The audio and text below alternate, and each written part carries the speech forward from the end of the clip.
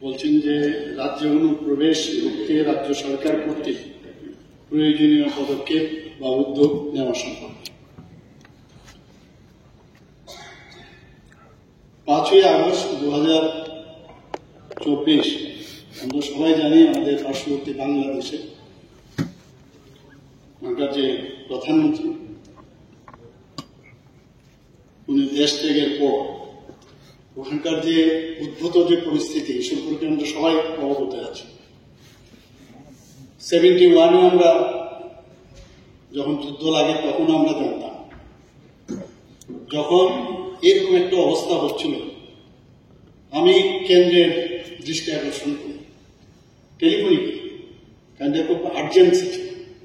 কেন্দ্রের থেকে ডিরেক্ট আমাকে নির্দেশ দেওয়া হয়েছে কাউকে ভিতরে না আসতে দেওয়া, একদম ক্লিয়ার কাট ইনস্ট্রাকশন, কাউকে কাউকে ভিতরে না আসতে, পরিষ্কার, এর মধ্যে কোনো কিছু নেই।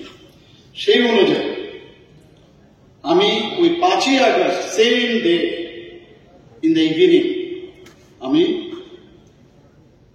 একটা উচ্চ পর্যায়ের প্রশাসনিক বৈঠকের আয়োজন, সেখানে আমাদের রাজ্যের মুখ্য সচিব ছিল, আমাদের ডিরেক্টর জেনারেল অফ পুলিশ ছিল এবং অন্যান্য কেন্দ্রের এবং আমাদের অন্যান্য যে এজেন্সি তাদেরকে কিন্তু আমি ডেকেছিলাম এবং ডাকার পরে আমি ওনাদের সাথে বর্তমান কি পরিস্থিতি সেই বিষয়ে ওনাদেরকে অবগত করলাম এবং আমি কেন্দ্রের যে নির্দেশ সেটা ওনাদেরকে জানালাম এবং একটা কৌশল যে কোনো অবস্থায় যেহেতু বাংলাদেশ থেকে, কারণ আপনারা সবাই জানেন যে বাংলাদেশে আমরা মোরাললেস 4 ভাগের 3 ভাগে বাংলাদেশ দ্বারা আমরা মানে পরিবেষ্টিত, তো সেই জায়গায় আমাদের মেইন যে ডিরেকশন ছিল সেখানে এই যে ইট ওয়াজ এ চ্যালেঞ্জ ওই সময় যে অবস্থা ছিল এবং কোনো অবস্থায় যাতে বাইরের থেকে অনুপ্রবেশ না করতে পারে তার জন্য সেখানে আলোচনা হয়েছে, বিস্তারিত আলোচনা, বিস্তরভাবে আলোচনা হয়েছে। যার যার যে ওনাদের যেসব ইনফরমেশন আছে সেখানে আমাদের মাঝে রেখেছেন, আমাদের যেসব ইনফরমেশন আছে সেগুলো আমরা রেখেছি।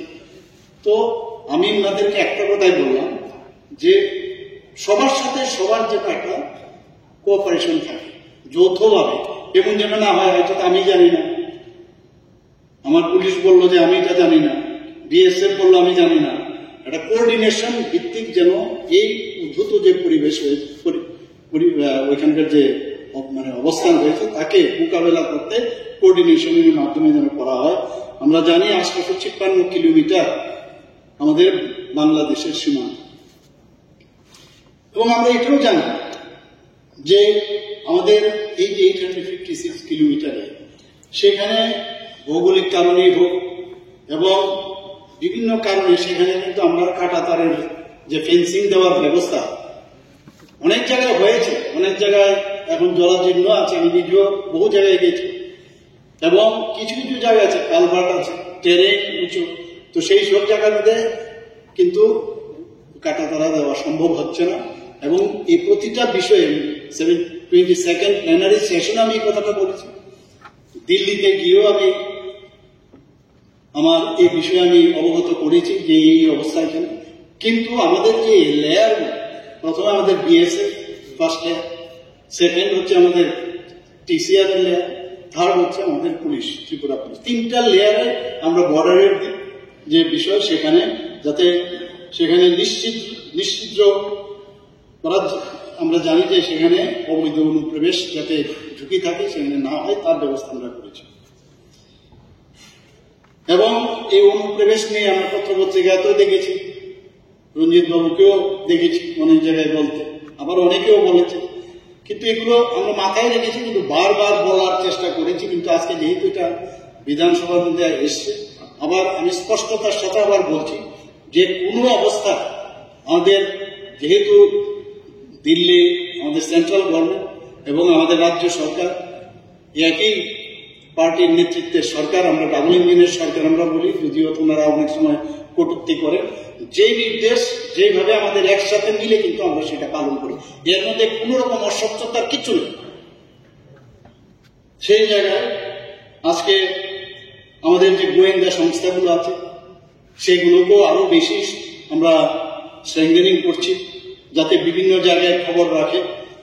এবং এই যে সমন্বয়ের বিষয়টা বললাম, সেটা কিন্তু এখনো আমি এর মধ্যেও মাঝখানে এই যে পিরিয়ডটা গেল, তারপরেও আমি 2বার থেকে 3বার কিন্তু মিটিং করেছি। যখন আমি দেখি নিউজ পেপারে উঠেছে বা আপনারা বলছেন, আমি এই বিষয়ের সাথে সাথে আমি খবর নিই যে এটা হচ্ছে, আপনারা দেখুন। ওনারা আমাকে আশ্বস্ত করেছেন, ওনারা আমাকে বারবার বলছেন, ওনারা আমাকে রেকর্ড দেখিয়ে বলছেন, যে ডাটা দেখিয়ে বলছেন যে না, আমাদের আগে যেরকম হতো, আজকের থেকে অনুপ্রবেশ হচ্ছে না, অনেক দিন আগের থেকে। সেই জায়গায় ওনারা ডাটা দিয়ে আমাকে বুঝিয়েছেন যে সেই রকম ভাবে আমরা কিন্তু কাজ করছি, কোনো এদিকে চিন্তার কোনো বিষয় নেই, এবং এটাকে আমরা সিরিয়াসলিও নিচ্ছি। আমরা ভারত সরকার স্বরাষ্ট্র মন্ত্রক যে নির্দেশ আমাদের দিয়েছে, সেইভাবে যারা মানে বাংলাদেশের যারা বা অন্যান্য দেশের যারা আছে তাদেরকে আটক করা এবং তাদের নিজ নিজ দেশে পাঠানোর জন্য আমরা 8টা জেলায় টাস্ক ফোর্স এসটিএফ গঠন করেছি আমরা সেখানে। এবং এই এসটিএফ যিনি লিডার আছেন, যিনি নেতৃত্বে আছেন, এডিশনাল এসপি বা ডেপুটি এসপি সমতুল্য।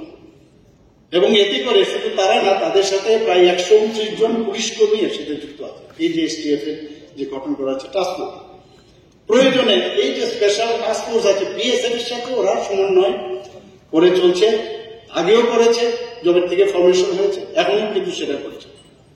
শুধু তাই না, আরেকটা আমরা এসটিএফ যেটা রাজ্য স্তরে, এটা হচ্ছে আমরা দিল্লির আমাদের সেন্ট্রাল গভর্নমেন্টের নির্দেশ আমরা করেছি, আবার আমরা রাজ্য স্তরে একটা যে স্পেশাল টাস্ক ফোর্স আমরা গঠন করেছি, সেখানে এসপি র্যাঙ্কে যিনি আছেন তাকে অফিসার করা হয়েছে, উনার নেতৃত্বে সেটা চলছে। এবং সেটার মেইন উদ্দেশ্য শুধু এটা না, খালি অনুপ্রবেশ, তাছাড়াও সন্ত্রাসী, মাদক পাচারকারী, দেশ বিরোধী শক্তি, যারা চরমপন্থী এবং যারা আন্তর্জাতিক ইন্টারন্যাশনাল অপরাধে যুক্ত আছে, তাদের যে কার্যকলাপ, এবং এগুলো কিন্তু বারবার আমাদের কাছে আসে, প্রতিদিনই কোন জায়গায় কি হচ্ছে সেই রিপোর্ট আমাদের কাছে আসে, এবং সেই তাদের কিন্তু সেভাবে অ্যাড্রেস করা হয়, তাদেরকে বুক করা হয়, এবং আইনের মাধ্যমে তাদেরকে যা যা করার সেটা কিন্তু করছে। আমরা এটাও জানি, যারা ভুয়া ডকুমেন্ট প্রস্তুত করে অনেক জায়গায়, আমি চিফ সেক্রেটারি মহোদয়কে বলেছি, আমি নিজে ভার্চুয়ালি মিটিং করেছি, ডিএমএ এসপি তাদের সাথে কথা বলেছি, অন্যান্য যারা আধিকারিক, যে কোথাও কোনো ভুয়া, আমার কাছে কয়েকটা খবর আছে, সেই খবরগুলো থাকা সত্ত্বে আমি বললাম আপনারা বলছেন কিন্তু আমার কাছে তো এই খবর আছে, এবং সেইভাবে আপনারা আমাকে ফিডব্যাক দিন। এবং সেটা কিন্তু আজকেও আমি প্রতি 14 দিন পর পর যখনই আমি ডিএমএসপিদের সাথে ভার্চুয়ালি আমি মিটিং হয়, একটা ডিস্ট্রিক্ট এবং অন্যান্য অফিসার স্টেট লেভেলেও থাকেন, সেখানেও কিন্তু এই বিষয়টা আমরা খুব করে আমরা জোর দিই। এবং মেইন কথা হচ্ছে যে সীমান্ত তো সুরক্ষিত থাকতেই হবে, এবং এতে করে আমাদের ল অ্যান্ড অর্ডার আমাদের স্টেটে যাতে বজায় থাকে তার উপর আমরা জোর দিচ্ছি। শুধু তাই নয়, আমরা প্রায় দেখি যে রেল স্টেশনে কেউ আটক হয়ে যাচ্ছে। তো এইগুলো রেল স্টেশন, এয়ারপোর্ট, বাস স্ট্যান্ডে আটক হচ্ছে কেন? যেহেতু নজরদারি হচ্ছে, তবেই তো আটক হচ্ছে। এবং এতে করে আপনি বলতে পারবেন না যে ঠিক আছে, খালি এটা তো টিপ অফ দ্য আইসবার্গ, এইরকম না। যা যা হচ্ছে, হয়তো বা এই জায়গায় না হচ্ছে, আরেক জায়গায় কিন্তু সে আটকে যাচ্ছে। তো নজরদারি আছে, এবং আমরা যাই করছি কেন্দ্রীয় সরকারের গাইডলাইন মেনে যা যা দরকার আমরা সেই কাজটা আমরা করছি। গত 3 বছর আমি স্ট্যাটিস্টিক্স আপনাদের দিচ্ছি। আমাদের মাননীয় বিধায়ক শ্রীরঞ্জিত বাবু যে বিষয়টা এসছে, আমি ওনাকে ধন্যবাদ দেবো যে আজকে এই বিষয়টা এখানে এনেছেন, কারণ এটা নিয়ে আননেসারি একটা কনফিউশন হয়। গত 3 বছর অর্থাৎ 2022, 23, 24 এবং এই বছরের 31শে আগস্ট 2025 এখন পর্যন্ত অবৈধ যারা অনুপ্রবেশ করেছেন তাদের যে গ্রেপ্তার এবং আটক, তা সেই বিষয়ে আমি বছর ভিত্তিক আমি একটা পরিসংখ্যান আপনাদের সামনে দিচ্ছি। 2022-22 বাংলাদেশে 965 জন, এবং মায়ানমারের 17 জন, ফ্রান্সে 0, নাইজেরিয়ার 0, অর্থাৎ টোটাল বাংলাদেশ আর মায়ানমার মিলে 2022-এ 982 জন এসেছে। 2023-এ যারা ইলিগাল মাইগ্রেন্ট সেখানে দেখা গেছে 1014 জন বাংলাদেশি আর মায়ানমারের 98 জন, এই রোহিঙ্গা যাদেরকে মিলে। আর এটা মিলে টোটাল বাকি নাইজেরিয়া ফ্রান্সের নেই প্রায় 1112 জন। 2024-এ 947 জন বাংলাদেশি, মায়ানমারের 60 জন আর নাইজেরিয়ার 1 জন, ফ্রান্সের কেউ নেই, সেটা মিলে প্রায় 1008। এবং এই 2025 থেকে যে আগস্ট মাসে 31 আগস্ট পর্যন্ত বাংলাদেশে 390, মায়ানমারের 16 জন, নাইজেরিয়ার 6 জন, এখানে ফ্রান্সের 4 জন, টোটাল 416। অর্থাৎ সব মিলিয়ে এই 3টা বছরে 3508। এখন এদের এই যে সংখ্যাটা, তার মধ্যে পুশব্যাকের বিষয় আছে, পুশব্যাকেরও আবার আইনগত কিছু সমস্যা থাকে, মানে পুশব্যাক শব্দটাও কিন্তু একটু সমস্যা। কাজে এই জায়গার মধ্যে সবকিছু মাথায় রেখে যেভাবে অনুপ্রবেশ ঠেকানো, সেই কাজটা কিন্তু আমাদের এই যে 3 স্তরীয় এবং আমাদের অন্যান্য যে আমাদের এজেন্সিগুলো আছে সেইভাবে কিন্তু আমরা কাজটা করছি। এখন বাংলাদেশের থেকে বেশি লোক আসে, ইভেন মায়ানমার থেকে। কিছুদিন আগে এমন পরিমাণে আমরা যখন ভিতরে ওনাদের মানে ঢোকানো হয়েছে, এখন যে মেসেজটা ওখানে আছে যে Tripura is not a safe state, এখানে গেলে কিন্তু উপায় নেই, আমাদেরকে মানে ঢুকতে দেবে না, নানা রকম আইনে, সেটা আগে কিন্তু সেটা ছিল না।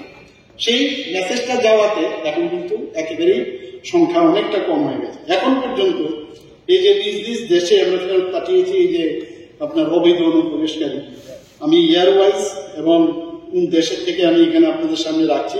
2022-এ বাংলাদেশে 894, মায়ানমারে 17 জন, অর্থাৎ 911, এবং যাদেরকে পাঠানো হয়েছে।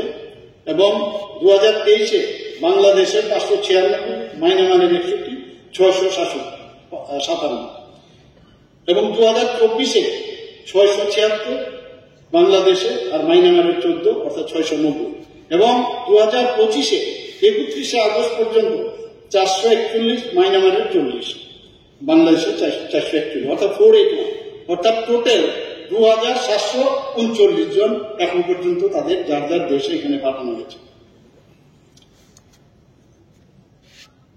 এখন তাদেরকে ডিপোর্ট করার যখন বিষয় দাঁড়ায়, সে কিন্তু আদালতে কিন্তু অনেকে যদি ভিতরে ঢুকে যায় তাদের কিন্তু আদালতে পেশ করতে হয়, এবং তাদের কিন্তু কারাবাসেও থাকতে হয়।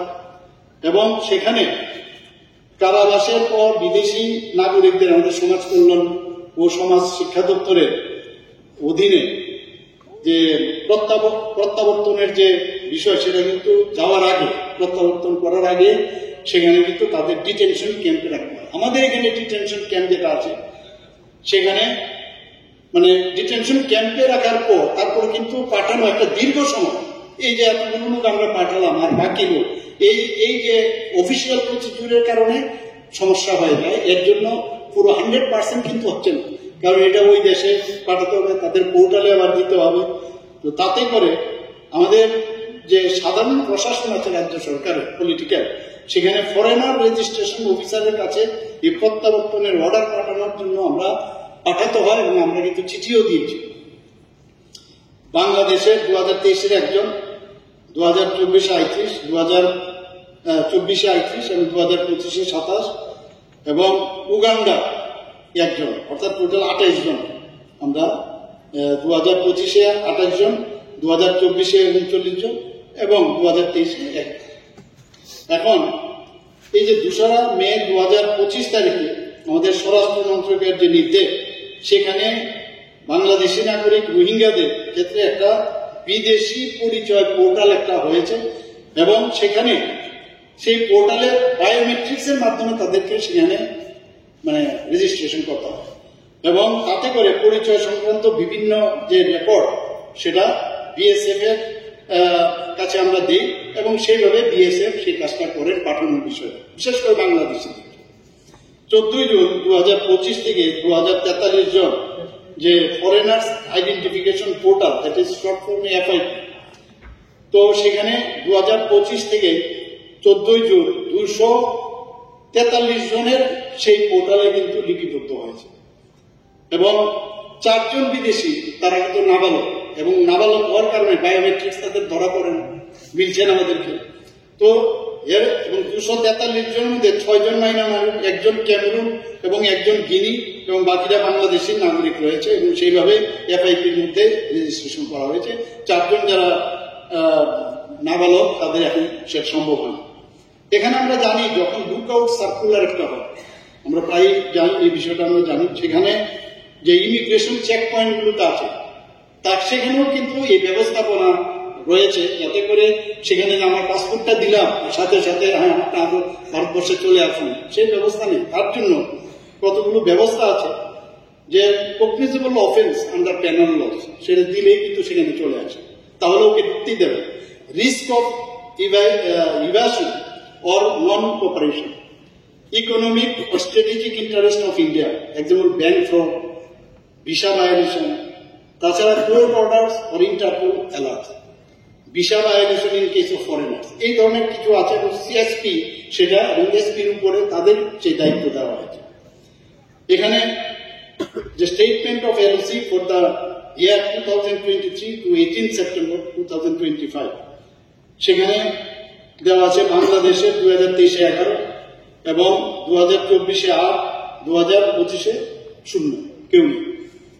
আজ রাজ্য সরকার আন্তঃসীমান্ত অনুপ্রবেশকারীদের আমি যেটা একটু আগে বললাম, আমরা কিন্তু বিভিন্ন পদক্ষেপ আমরা নিচ্ছি এবং টাস্ক ফোর্স করছি। শুধু তাই নয়, আমাদের চিফ সেক্রেটারি মহোদয় উনি মানে প্রতি কিছুদিন বাদে বাদে বিভিন্ন মিটিং করেন এবং উচ্চপদস্থ যারা আধিকারিকরা আছেন তাদেরকে নিয়ে, যেটা ওই আমি প্রথম দিন করেছিলাম সেইভাবে উনি কিন্তু এই কাজটা আমাদের করেন এবং নিয়মিতভাবে ওইখান থেকে নির্দেশ দেওয়া হয় রেলওয়ে স্টেশন, এয়ারপোর্ট এবং বাস স্ট্যান্ডগুলোতে যাতে আরো বেশি করে নজরদারি রাখা হয়, সেই বিষয়ে গতিবিধির উপর নজর রাখার জন্য সেখান থেকে নির্দেশ দেওয়া হয়।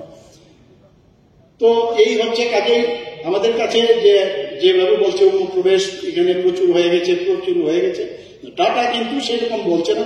এবং আমরা দেখছি যে মানে আমাদের নিজেদেরও তো সমস্যা, আমাদের অভ্যন্তরীণ যে রাজ্য এবং আমাদের দেশের যে সিকিউরিটিরও জন্য আমাদের চিন্তা। তো এই বিষয়ে আমরা কেন্দ্রীয় সরকারের সব নির্দেশ নিয়ে আমরা চলছি এবং আমাদের সরকার, আমি এই হাউসে আমি এটা বলতে চাই, অনুপ্রবেশকে আমরা প্রশ্রয় দেব না, এই ব্যাপারে কোন রকম আপোষ আমরা করব না।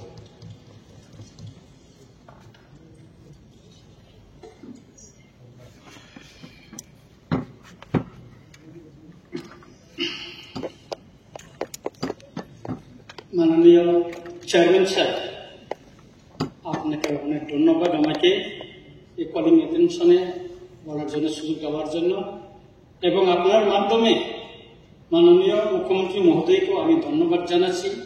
তিনি বেআইনি অনুপ্রবেশ সম্পর্কে বিস্তারিত তথ্য দিয়েছেন, তার জন্য অনেকে ধন্যবাদ জানাচ্ছি। তবে তারপরেও ত্রিপুরা বেআইনি অনুপ্রবেশ এক ভয়ঙ্কর সমস্যা, কারণ এর সঙ্গে দেশের নিরাপত্তা এবং সার্বভৌমত্ব জড়িত।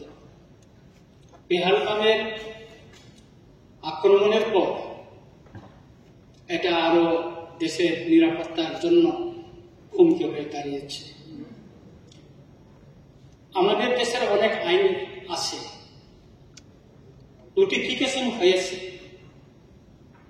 কিন্তু সেটা কতটুকু কার্যকরী হয় সেটা যদি আমরা দেখি, তাহলে আমি আপনাকে সামনে একটু তথ্য তুলে ধরছি, আপনি জানবেন যে কখন কি হচ্ছে।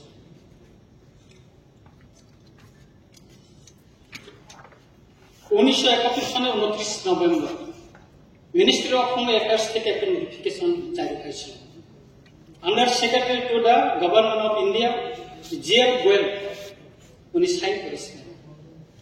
ওইখানে উল্লেখ রয়েছে যে 1971 সালের 25শে মার্চের পর যারা আসছেন তাদেরকে চিহ্নিত করে বহিষ্কার করার জন্য। তারপরে 1975 সালে মোবাইল টাস্ক ফোর্স গঠন করা হয়েছে, আজকেও আমাদের সরকারি ওয়েবসাইটে রয়েছে। তার কাজ হচ্ছে বেআইনি অনুপ্রবেশকারীকে চিহ্নিত করে তাদের দেশে ফেরত পাঠানো। তখন থেকে যদি এই নির্দেশনাটা যদি মানা হইত কার্যকর হইত ত্রিপুরা বা দেশে বেআইনি অনুপ্রবেশ নিয়ে আজকে আমাদেরকে এই আওয়াজে কথা বলতে হতো না। তারপরেও 2012 সালে কেন্দ্র সরকার থেকে একটা নোটিশ এসেছে ত্রিপুরায়, 2017তেও নোটিশ এসেছে। এখানে আমি আমার কাছে কপি আছে 2017তেও, এটাও government minister of home affairs থেকে এসেছে 8 আগস্ট 2017। এই বেআইনি অনুপ্রবেশকারী সম্পর্কে তাদেরকে চিহ্নিত করে তাদের দেশে ফেরত পাঠানোর জন্য। Dilip Kumar, joint secretary to the government of India, একটা কপি আছে। এখানে ত্রিপুরার প্রিন্সিপাল সেক্রেটারিকেও পাঠানো হয়েছে।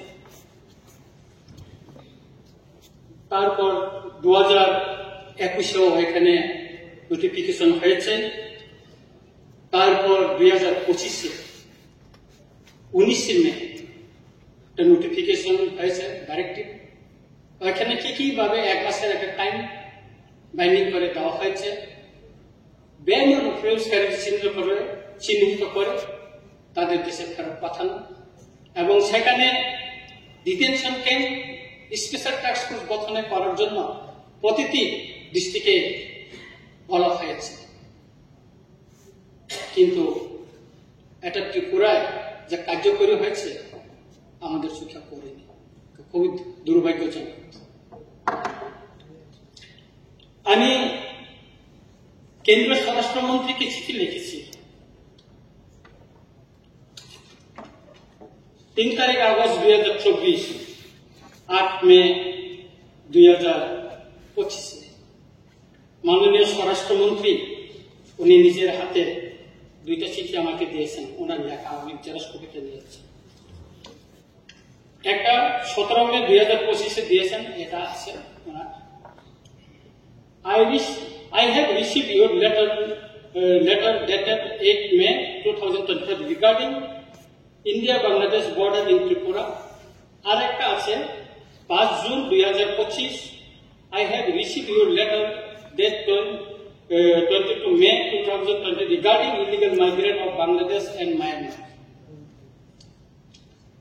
মাননীয় মুখ্যমন্ত্রী মহোদয়, ত্রিপুরায় 3টি লেয়ারের সিকিউরিটির কথা বলেছেন। আজকে যখন আমি সকালে পত্রিকা দেখি, আমাদের ত্রিপুরায় দৈনন্দিন যে পত্রিকায়, এখানে একটা নিউজ আছে রাষ্ট্রীয় কণ্ঠে, হেডলাইন চাম্পাহাওড়ের সীমাতে 7 বাংলাদেশি আটক। আমাদের দেশের প্রধানমন্ত্রী আসার 2 দিন আগে উদয়পুরে 5 জন বাংলাদেশি ধরা পড়েছে। তারপর আরো 2 জন ধরা পড়েছে আগরতলা ওয়েস্ট ডিস্ট্রিক্টের আন্ডারে। পত্রিকায় খবর এবং এসপির সঙ্গে দেখা করতে যায়, একটা চিঠি নিয়ে যায়। সামান্য থেকে আমাকে চিঠি কপিগুলি পাঠিয়েছিল এবং এই চিঠিটা ওনারা আমাদের ইউনিয়ন হোম মিনিস্টার এবং মাননীয় মুখ্যমন্ত্রী মহোদয়কে ওনারা দিয়েছিল।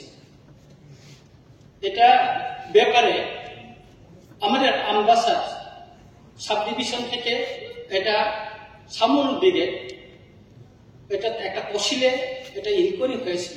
টোটাল 11 জন সরকারি চাকরি করে, তার ভিতরে একজন টিসিএস অফিসার। তহসিলের মাধ্যমে ইনকোয়ারি হয়েছে, তাদের এটা প্রুফ হয়েছে তারা বাংলাদেশ থেকে অনুপ্রবেশ করেছে। কোন অ্যাকশন নেই, ওরা এখনো চাকরি করছে। আমি দিয়ে আছি, ডিএম সাহেব বললেন আমি তো নতুন আছি, আমি একটু দেখতে হবে। এইভাবে সারা ত্রিপুরায় বিভিন্ন জায়গায় আমি চিঠি লিখেছি। আমি সিপাহীজলায় মাননীয় ডিস্ট্রিক্ট ম্যাজিস্ট্রেটের সঙ্গে দেখা করি, উনি বলেছেন যে ওইখানে উনি আমাকে তথ্য দেবেন। সেন্দন পত্রিকা 8 মে 2012, 1,48,000 ভুয়া ভোটারের তালিকা প্রকাশ করুন নির্বাচন দপ্তরে। কোথায় আছেন ওনারা কেউ জানে না। তারপর এখানে আছে আজকের ফরিয়া 23 জুন 2024, অবৈধ উপায়ে কাগজপত্র ছাড়াই ভোটার তালিকায় নাম তুলে ফেলেছে অনুপ্রবেশকারীরা। একাংশ বিয়ের ভূমিকা জনমনে উঠছে প্রশ্ন, এখানে ভোটার তালিকার যে ছবিগুলো দিয়ে দিচ্ছে এখানে। তারপর রাষ্ট্রীয় কণ্ঠ 11 জুলাই 2025 অনুপ্রবেশকারীরা পাচ্ছে সরকারি শংসাপত্র, বড় একটা হেডলাইন দিয়ে ওরা নিউজ করেছে।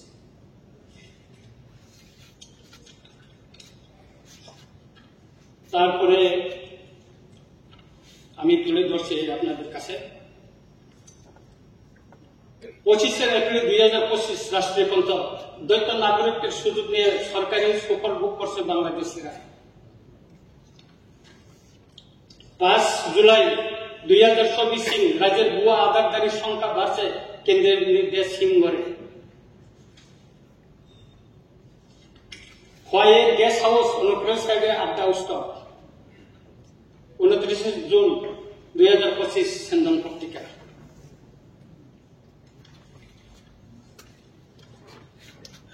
অনুপ্রবেশকারী আধার কার্ড বানিয়ে গ্রেপ্তার কাজল সিমনা থেকে, এই ব্যাপারে আমি চিঠিও লিখেছি। জামিন পেয়ে নিখোঁজ বাংলাদেশি, এই ব্যাপারে আমি মাননীয় আমাদের হাইকোর্টে আমি চিঠি লিখেছি, কিভাবে এটা ওরা জামিন পেয়েছে এবং কোথায়, তাদের জামিনদার কারা, এই ব্যাপারে আমি চিঠিও লিখেছি। রাজ্যে সিএ কার্যকরের উদ্যোগ করা হলো এম্পাওয়ার কমিটি। আজ পর্যন্ত আমাদের এখানে মাননীয় মুখ্যমন্ত্রী মহোদয় এর আগে যখন এই ব্যাপারে উনি উত্তর দিয়েছেন, আমাদের ত্রিপুরায় এখন পর্যন্ত অনলাইনে একজনও সিএ যেটা আইন লাগু হওয়ার পর একজন অ্যাপ্লিকেশন করেনি। আরো ভয়াবহ, বাংলাদেশ থেকে হাত ধরে রাজ্য ঢুকছে অস্ত্র। রেল স্টেশন ও বিমানবন্দরে থেকে আটক 29 জন বাংলাদেশি, সেন্দন পত্রিকা 29 জুলাই 2024। 6 এপ্রিল 2025 সেন্দন পত্রিকা, অনুপ্রবেশকারীদের জাল নথি বাড়ছে সমস্যা। বাংলাদেশি অনুপ্রবেশ প্রশ্নে মুখে দিয়েছে, এইরকম বহুত পেপার কাটিং, বহুত তথ্য দৈনন্দিন পত্রিকা বাইর হয়। যদি আমাদের দেশের নিরাপত্তা, সীমান্তের নিরাপত্তা যদি এত কঠোর হয়, এগুলি কিভাবে অনুপ্রবেশ করতে পারছে? আমাদের এখানে বিভিন্ন পত্রিকায় আজকে যদি এখানে নিয়ে আসতাম, আমাকে একটা বস্তা নিয়ে আসতে হবে। 400 টাকায় আমাদের এখানে আধার কার্ড পাওয়া যায়, 1500 টাকায় আধার কার্ড পাওয়া যায় দালালদের মাধ্যমে। যারা অনুপ্রবেশ করছে, পুলিশের চোখে যারা ধরা পড়ছে, গতকাল যে চাম্পা হাওড়ে ধরা পড়েছে, এটা পুলিশ ধরেনি, পাবলিক পুলিশকে খবর দিয়ে ধরিয়ে দিয়েছে। পাবলিক, এটা টিপ্রাসা না, বাঙালি অংশের মানুষে তাদের অনুপ্রবেশ দেখে তাদের ধরে দিয়েছে। আমি খবর নিয়েছি, যখন এটা ইউটিউবে নিউজ আসলো আমি ফোন করলাম সেখানে সাংবাদিকদেরকে।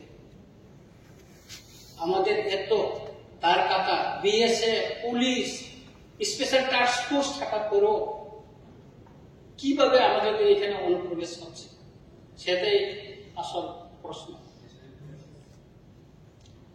যারা ধরা পড়ছে তারা তো ধরা পড়ছে পুলিশের সামনে, কিন্তু যারা ধরা পড়ছে না তা তো ত্রিপুরাকে পরিদূর করে দেশের বিভিন্ন প্রান্তে চলে যাচ্ছে।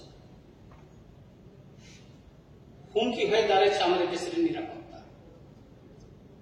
19 মে 2025 মিনিস্ট্রি অফ হোম অ্যাফেয়ার্স থেকে যে নোটিফিকেশন বাইরে হওয়ার পর আমরা দেখেছি আমাদের উত্তর পূর্বাঞ্চলের রাজ্য আসামে বেআইনি অনুপ্রবেশকারীদের বিরুদ্ধে সেখানকার মুখ্যমন্ত্রী ডাঙ্গরিয়া হিমন্ত বিশ্বজি কি স্টেপ নিয়েছে, কিন্তু আমাদের ত্রিপুরায় সেরকম তো কোন স্টেপ নেওয়া হয়নি। আমাদের এখানে প্রচুর খাস জমিতে বস্তি করে আছে। আমার প্রতিটা চিঠিতে আমি তথ্য দিয়েছি, স্পেসিফিক নাম দিয়েছি, অমুক ডিস্ট্রিক্টে, অমুক সাব ডিভিশনে, অমুক ব্লকে, অমুক ভিলেজে, অমুক গ্রামে আছে। আপনি ডিস্ট্রিক্ট ম্যাজিস্ট্রেট গুলোকে জিজ্ঞেস করুন, মাননীয় আমাদের চিফ সেক্রেটারিকে আমি দিয়েছি, রাজ্যপালকেও দিয়েছি, মাননীয় মুখ্যমন্ত্রীর কাছেও আছে তথ্য। এক সপ্তাহ হয়নি, আমি দিয়েছি। যদি আপনি চান আমি তথ্য দিতে পারি, আমার কাছে আছে। দিল্লিতে হয়েছে অপারেশন, গুজরাটে হয়েছে, মহারাষ্ট্রে হয়েছে, হরিয়ানায় হয়েছে। গুজরাটের অনুপ্রবেশকারীদের বিমানে করে এনে ত্রিপুরার বর্ডারে পুষব্যাক করা হয়েছে। আমি যখন বিএসএফ এর এখানে আজির সঙ্গে দেখা করি, তাদের মাধ্যমে আমি এই তথ্য জানতে পারি। আমি আসাম রাইফেলের সঙ্গে দেখা করেছি। আমাদের এখানে মাননীয় মুখ্যমন্ত্রী বলেছেন স্পেশাল টাস্ক ফোর্স গঠন করছে, ভালো কথা, কিন্তু তাদের হেডকোয়ার্টার কোথায়, তাদের কতজন, তাদের মোট কতজন, তাদের এই যে স্পেশাল টাস্ক ফোর্স কতজনকে নিয়ে, সেখানে সিভিল প্রশাসনে কাকে নিযুক্ত করা হয়েছে, সেখানে আসাম রাইফেল বিএসএফ কেন সেখানে তাদের সঙ্গে সংযুক্ত করা হলো না, তার কোন ক্লারিফিকেশন নেই। আমি এই ব্যাপারে মাননীয় মুখ্যমন্ত্রী মহোদয়কে আমি চিঠি লিখেছিলাম, প্রাপ্তি স্বীকারও আমার কাছে আছে, কিন্তু আমি উত্তরটা পাইনি। কারণ দেশের নিরাপত্তা এবং সার্বভৌমত্বের প্রশ্নে এগুলি আমি তথ্যটা তুলে ধরেছি, কারণ আমি জনপ্রতিনিধি এবং দায়িত্ব নিয়ে এই কাজটা আমি করি। শুধু এই সমস্ত তথ্য যদি আমরা এখানে আজকে তুলে ধরি, এটা শেষ হবে না। আমি বলবো যে আমাদের এখানে বিভিন্ন সময় বিভিন্ন সশস্ত্র গোষ্ঠীর সঙ্গে শান্তি চুক্তি হয়েছে, তেমনি 1993 সনে এটি টেপ ললিত দেববর্মা গোষ্ঠীর সঙ্গে একটা শান্তি চুক্তি হয়েছিল রাজ্য সরকার এবং এটি টেপের মধ্যে। সেখানে 2E তে লেখা আছে ইনল্যান্ড পারমিট চালু করার জন্য। আমি প্রশ্ন দিয়েছিলাম এই পবিত্র ইয়েতে বিধানসভায়, সেটা ডিসঅ্যালাউ হয়ে গেছে। যদি ত্রিপুরায় যদি অনুপ্রবেশটা যদি আমাদের বন্ধ করতে হয়, তাহলে ইনল্যান্ড পারমিট যদি চালু হয়, এই অনুপ্রবেশ দিল্লি আমাদের ত্রিপুরায়, আমাদের দেশের বিভিন্ন অংশ থেকে হোক, বাংলাদেশের মায়ানমার থেকে, তার একটা রেকর্ড থাকবে এবং আমাদের রিভিউ পাওয়া যেত। আমাদের ত্রিপুরায় যারা আছেন, আপনারা মিজোরামে যান, মণিপুরে যান। আমি কিছুদিন আগে মণিপুরে গিয়েছি, সেখানে এয়ারপোর্টে একটা ব্যবস্থা আছে, বইয়ের কোন কারণে আপনাকে এয়ারপোর্ট থেকে একটা পাস নিয়ে যেতে হবে 20 টাকা দিয়ে, এটা রেভিনিউতে জমা হয়। আর আমাদের এখানে যদি ইনল্যান্ড পারমিটের কথা বলে, এটা মনে হয় বাঙালি বিরোধী, কি বা একটা বড় আইন একটা বাঙালি বিরোধী, সে আসলে ঢুকতে পারবে না, এটা সে না, এমন না। এটা ইনল্যান্ড পারমিট নাগাল্যান্ডেও আছে, অরুণাচলে আছে, মিজোরামে আছে। আমি গিয়েছি তো সেখানে, ওই কিছু তো হয়নি, যারা নির্বাচিত তাদের জন্য তো হয় না। হ্যাঁ, আমি পার্টিকুলার এরিয়াতে গেলে পাবি অনুপ্রবেশ, মানে ত্রিপুরাতে যদি অনুপ্রবেশ, বেআইনি অনুপ্রবেশ, এটা রিলেটেড। ইনল্যান্ড পারমিটের সাথে অনুপ্রবেশের কোন লিঙ্ক নাই। ওই জায়গাটা এতক্ষণ কিন্তু যেটা বলেছেন ঠিক আছে, না স্যার, আর এটা তো 1971-এই তো খবর থেকে গেছে। এই যে 1971, 1974, 1975 যতগুলি ইনল্যান্ডের সাথে কিন্তু এটা লিঙ্ক নেই। এটার জন্য আলাদা প্রশ্ন করলে ডিপার্টমেন্ট করতে হবে। তারপরে স্যার সময়টা বাড়িয়ে দিতে যাক। আমি আর 2 মিনিট নেব স্যার। ঠিক আছে, সময় বাড়িয়ে দেওয়া হলো, 5টা বেজে গেছে। এখানে মাননীয় মুখ্যমন্ত্রী মহোদয় বলেছেন ডিটেনশন ক্যাম্প, কিন্তু আমরা জানতে পারিনি কোথায় ডিটেনশন ক্যাম্প আছে। আসামে কিন্তু আছে, বিভিন্ন জায়গায় ডিটেনশন ক্যাম্প তৈরি হয়েছে। আজকে আমরা জানতে পারলাম ত্রিপুরায় ডিটেনশন ক্যাম্প আছে, আর 8টা ডিস্ট্রিক্টে স্পেশাল টাস্ক ফোর্স গঠন করা হয়েছে বলে আজকে আমরা জানতে পারলাম। তাই আমি অনুরোধ করব, যেগুলি ত্রিপুরায় এখনো বিভিন্ন প্রান্তে বস্তিগুলি বানিয়ে রয়েছে, ইভেন এডিসি এলাকায়, সেখানেও আমরা সংখ্যালঘু হয়ে যাওয়ার সম্ভাবনা দেখা দিয়েছে।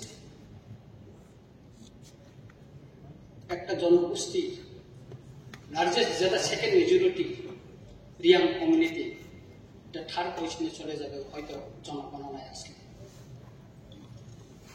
সুতরাং আমি বলবো, আমি মাননীয় মুখ্যমন্ত্রী মহোদয়কে বলবো 8টা ডিস্ট্রিক্টে যেন ডিটেনশন ক্যাম্প করা হয়।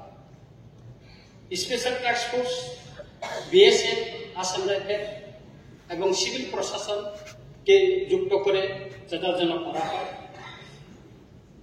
অ্যাডমিনিস্ট্রেটিভ অপারেশন, এটা যেন স্পেশাল টাস্ক ফোর্স গঠন করার পর যেন বিভিন্ন জায়গায় যেটা সরকারি খাত জমিতে, ফরেস্ট ল্যান্ডে যারা বস্তি করে আছে, যারা ফেক ডকুমেন্টস দিয়ে, যারা আধার কার্ড, রেশন কার্ড, বিভিন্ন সরকারি শংসাপত্র যারা করে নিয়েছে, সেটা ভেরিফিকেশন করা হোক। এবং সীমান্ত এলাকা থেকে আসা যে সমস্ত রাস্তা, সেখানে একটা চেকপোস্ট বসানোর জন্য একটা চেকপোস্ট যেন বসানো হয়। এবং তৃতীয় এডিসি এলাকায় যেখানে সিএএ লাগু হয় না, সেখানে যেন অপারেশন করা হয়। সেখানে তো ভিত্তি বছর স্পষ্টই আছে, এখানে 1971 25 মার্চ, সুতরাং সেখানে যেন অপারেশন শুরু করা হয়। আর আজ পর্যন্ত আমাদেরকে একটা বুঝতে হবে, রিফিউজি এবং ইলিগাল মাইগ্রেন্ট শব্দ দুইটা কিন্তু আলাদা। ত্রিপুরায় সরকারি তথ্য মতে সম্ভবত এখানে কোনো রিফিউজি নেই, কিন্তু ইলিগাল মাইগ্রেন্ট ত্রিপুরায় আছে। তার প্রমাণ ত্রিপুরার জনসংখ্যা বৃদ্ধি। তাই অনুরোধ করব, যা দেশের নিরাপত্তা সার্বভৌমত্বের হুমকির মুখে এই বেআইনি অনুপ্রবেশকারী বিরুদ্ধে আরো কঠোর থেকে কঠোর আমাদেরকে ব্যবস্থা নিতে হবে। এটুকু জানিয়ে আবার মাননীয় চেয়ারম্যানকে, স্যারকে ধন্যবাদ জানিয়ে আমার বক্তব্য শেষ করছি। নমস্কার। আমি চেষ্টা করেছি আমার মানে বিষয়টা আপনাদের সামনে রাখার, আপনার সামনে রাখা। আপনি আপনার কথা বলেছেন, ঠিক আছে, এটা আপনার বিভিন্ন পত্র পত্রিকায় যেগুলোকে আমি বারবার বলছি, প্রতি 14 ডেজ অন্তর অন্তর আমি এই পেপার কাটিং গুলো আমি সমস্ত ডিএম এবং এসপিকে আমি পাঠাই, এবং 14 দিন পর পর আমি ভার্চুয়াল কনফারেন্স আমি ওনাদের সাথে কথা বলি। এই যে নিউজটা এলো, এটাই রকম না হঠাৎ করে যে এই নিউজটা এলো এটার উত্তরটা দাও, আগেই পাঠিয়ে দিই বিফোর হ্যান্ড। তারা সেভাবে অনেক সময় বলে, তারা এনকোয়ারি আগেই করে নেওয়ার পর অনেক সময় বলে হ্যাঁ ঠিকই আছে, আমরা এগুলোকে অ্যারেস্ট করেছি। অনেক সময় বলে যে না এটা ঠিক না, তাহলে পরিজনের নাম দিয়েছেন কিনা। তো হ্যাঁ, পরিজনের নাম দিয়েছে, আগে এই ব্যবস্থাই ছিল না। তো নিউজ পেপারে পরিজনের নাম ওনারা দেন, এবং আমি এটাও বলেছি পরিজনের নাম দেওয়ার পর পরিজনের নাম ছেপেছে কিনা সেটাও আমাকে জানাতে হবে। তো আমাদের তরফ থেকে আমাদের যে বেস্ট যা যা করার সরকার হিসাবে, আপনি চিঠি আমার কাছে পাঠিয়েছেন, সেই চিঠি আমি পেয়েছি এবং সেটার প্রাপ্তি আপনি বলেছেন, স্বীকার করেছেন। তো এইগুলো তো কেন্দ্র এবং রাজ্য আমরা সবাই মিলে আমাদের দেশের নিরাপত্তার কারণে যা যা ডিসিশন কেন্দ্রের থেকে নিচ্ছে, আর আমাদের এখান থেকে যা যা করণীয় আমরা সেটা করছি। আপনি এখানে স্টেট ডিটেনশন সেন্টারের কথা বলেছেন। আমাদের এখন অব্দি আমাদের নরসিংগড়ে সমাজ কল্যাণ ও সমাজ শিক্ষা দপ্তরের অধীনে একটা স্টেট ডিটেনশন সেন্টার আছে। সেখানে মাত্র 50 জন থাকার ব্যবস্থা আছে, যে কারণে আমরা কিন্তু খুব ভয়ে ছিলাম যখন এই মানে ওখানকার যিনি প্রধানমন্ত্রী যবে চলে যাচ্ছিলেন এবং বাংলাদেশের যে বিষয়, আমরা কিন্তু খুব ভয়ে, যেখানে যদি প্রচুর পরিমাণে লোক আসে। আমরা ডিটেনশন সেন্টার নিয়ে অনেক কিন্তু কন্ট্রোভার্সি নিউজ পেপার আমরা দেখতাম, আসামেও, আপনি আসামের কথা বলেন, আসামে প্রচুর ডিটেনশন সেন্টার নিয়ে খুব হয়েছিল, আমরাও খুব চিন্তায় ছিলাম।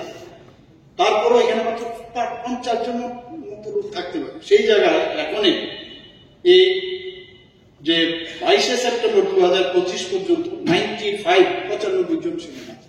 50 জনের থাকা থাকবে 95 জন, 95 জন আছে।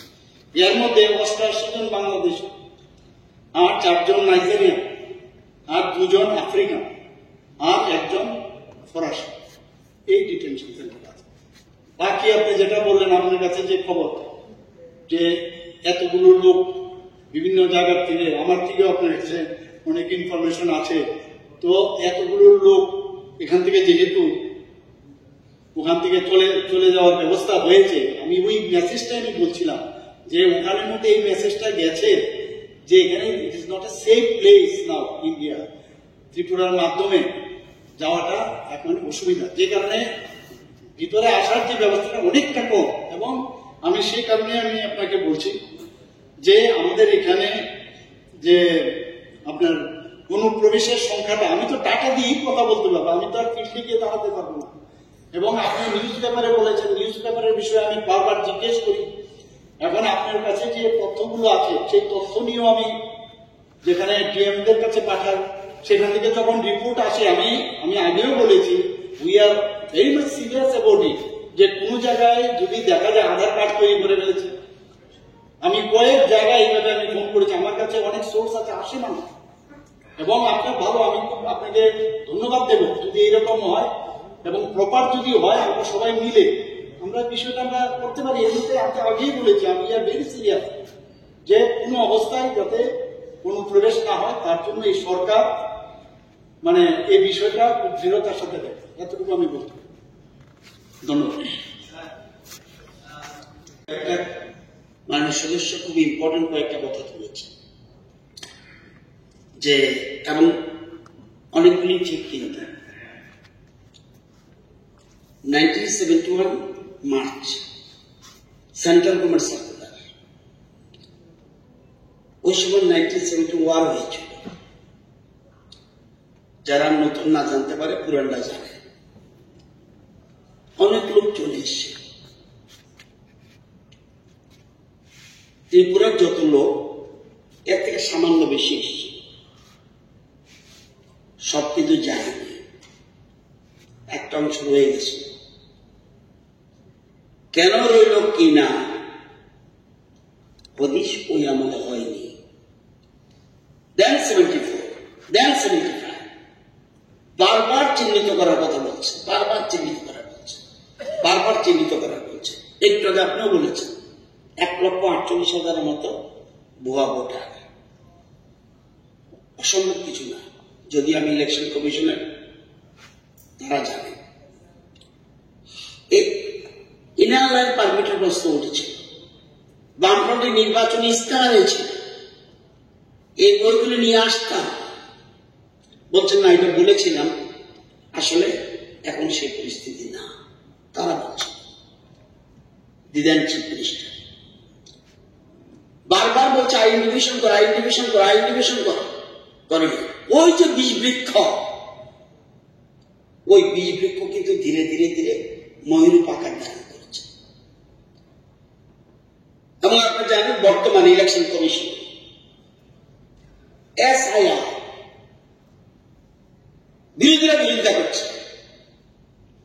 আপনি বলছেন যে নাম আছে কেন, অস্বাভাবিক কিছু না, এবং আছে, আমি তথ্য দিয়ে না বলতে পারি, কিন্তু আমি আছি। এই যে এই জিনিসগুলি করার জন্যই ইলেকশন কমিশন SIR ঘোষণা করেছে বিহারে। বিরোধীরা একদম মানে রোহিঙ্গা যাই থাকুক থাকুক, ভোটার লিস্টে যা উঠেছে উঠেছে। এরপরে সুপ্রিম কোর্টে গেছে বিরোধীরা, যাওয়ার পর সুপ্রিম কোর্ট বলছে সিস্টেমের মধ্যে আমি কিছু বলবো না, কিন্তু সিস্টেমে যদি কিছু রং দেখি তাহলে আমি ইন্টারফেয়ার দেখব। এটা আমাদের রাজ্যে না, বহু রাজ্যে রয়েছে, বিরাট সংখ্যক অনুপ্রবেশকারী আছে, এটা শিখ, এবং এটা আমাদের দেশের জন্য খতরনাক, এর মধ্যে সন্দেহ নেই। সেই জন্যে এবং এই যে জিনিসটা 1971 পরে কারা সরকারে ছিল, 70 পরে, 78 পরে কারা ছিল, এই আমাদের বহুবার বলেছে অনুপ্রবেশকারী একটা ডিটেনশন ক্যাম্প করেনি, একটা স্পেসিফিক কাগজ অ্যাডমিট করেছিল ডিটেনশন ক্যাম্প করবে। কেন করবে না? ওই যে আজকে ওই আধার কার্ড হয়ে গেছে, এখন আধার কার্ড ওই রেশন কার্ড করে নিয়েছে, সবকিছু করেছে, কারণ ভোটটা তাদের দিতে হবে। এই বারবারকে ভোটে জিতেছে, এমনি এমনি জিতেনি। তো এটা খুব সেন্সিটিভ ইস্যু। আর রাখেন আমার কথা, আমার বক্তব্য শুনলে আপনি দাঁড়ান, আমি যেটা বলিনি আপনি বলুন, কোনো আপত্তি নেই, সব জায়গায় হবে। এবং এখানে মাননীয় মুখ্যমন্ত্রী এটা ঠিক বলেছেন, এখন কত 4,000 মতো বোধ রিটার্ন করেছে, কিন্তু এটার জন্য মাননীয় মুখ্যমন্ত্রী নিজে নিশ্চয়ই স্পেসিফিক বলেছে তবু আমি বলবো যে আরো গুরুত্বভাবে দেখা উচিত, কারণ এখন এবং কালকে কলকাতা থেকে এক ভদ্রলোক আমাকে ফোন করেছে, বারবার যে প্রাইম মিনিস্টার আসছে এখানে নর্থ ইস্টে, এটা কি চিটাগাংয়ে কোন ব্যাপারটা পায়? এখন কেন তারা নাই আজকে স্টেশন আমি জানি না। সিআইএ প্রচুর টাকা দিচ্ছে ডিস্টেবিলাইজ করার জন্য, কারা কোথায় গেছে আই ডোন্ট নো। সারা দেশ এই প্রশ্ন উঠছে, প্রচুর টাকা দেবে, কারণ এখন অর্থনীতিতে এমন জায়গায় চলে গেছে ইন্ডিয়া, এবং জিএসটি একটু করে বলবে ওরা এই জায়গায় রয়েছে, কিন্তু চিহ্নিত করা দরকার। এবং রাজ্য সরকার বলছে যে স্পেসিফিক মুখ্যমন্ত্রী এরকম দৃঢ়স্বরে, আগে তো মানিক সরকার ছিল, দৃঢ়স্বরে কখনোদিন বলেনি, অনির্বাণ বাবু এই হাউসে ছিলেন, কোনোদিন বলেনি, বলছে এই যে তথ্য দিয়েছেন এটা মাননীয় সদস্য বলেছেন, এটাকে কড়াভাবে মোকাবেলা করা উচিত, কারণ নতুবা আমাদের রাজ্য এবং সাথে সাথে দেশ বিপন্ন হবে। এটা আমি আপনাদের অবগতির জন্য জানাই। মাননীয় মন্ত্রী কিছু বলতে অনেকটাই সমর্থন করছি। মাননীয় মুখ্যমন্ত্রী যে খুব সুন্দর উত্তর দিয়েছেন, এবং এটাও তো ঠিক, আমাদের মাননীয় মুখ্যমন্ত্রীর নেতৃত্বে কাজ হচ্ছে এবং প্রচুর লোক ধরাও পড়ছে। তবে আমি মাননীয় মুখ্যমন্ত্রীর কাছ থেকে একটা জিনিস জানতে চাই, তিনি জানাবেন কি আমাদের এই হাউসকে, ভারত সরকার কিন্তু এই সিটিজেনশিপ অ্যামেন্ডমেন্ট অ্যাক্ট লাগু করেছে, এবং সিটিজেনশিপ অ্যামেন্ডমেন্ট অ্যাক্টে বিশেষ করে ধর্মীয় নির্যাতনে বাংলাদেশ থেকে যারা ভারতে এসছে 2014 পর্যন্ত অনেকে বলা হয়েছে যে ওনাদেরকে নাগরিকত্ব দেওয়া হয়। মাননীয় মুখ্যমন্ত্রীর কাছে আমার জানার থাকবে, বা নিশ্চয়ই তিনি যদি বলেন পরবর্তী সময়ে, যে আমি এক সময় খোঁজ নিয়েছিলাম সাহেবের কাছ থেকে, তিনি বলছেন যে এখন পর্যন্ত আমাদের কাছে সেই রকমের কোন ইনস্ট্রাকশন নেই যে তাদেরকে দিতে হবে, বা এরকম কোনো গাইডলাইন আসে। তো এটাকে লাগু করা হবে কিনা, বা কি বিষয়, যদি এটা বিষয়টাকে অবগত করেন। ধন্যবাদ। Matter is very sensitive. আমাদের মাননীয় সদস্য রঞ্জিত বাবু যে ব্যাখ্যাটা দিয়েছেন, এটা একেবারে I think no one will deny that fact. মাননীয় মুখ্যমন্ত্রীও কিন্তু সরকারের যে সদিচ্ছা, সরকার যে সম্পূর্ণভাবে সিরিয়াস অ্যাবাউট দিস ম্যাটার, এটা উনি বুঝিয়ে বলেছেন।